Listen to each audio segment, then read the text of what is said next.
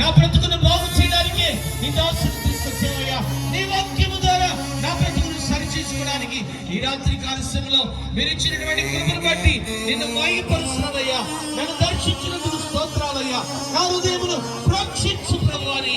ఈ రాత్రి వేళ ఎందరైతే దేవుని సన్నిధిలో ప్రార్థన చేస్తారో అట్టి వారు రక్షించబడతారని దేవుని వాక్యం సెలవిస్తూ ఉండగా ప్రభు యొక్క సర్వాధికారం కిందికి వద్దాం.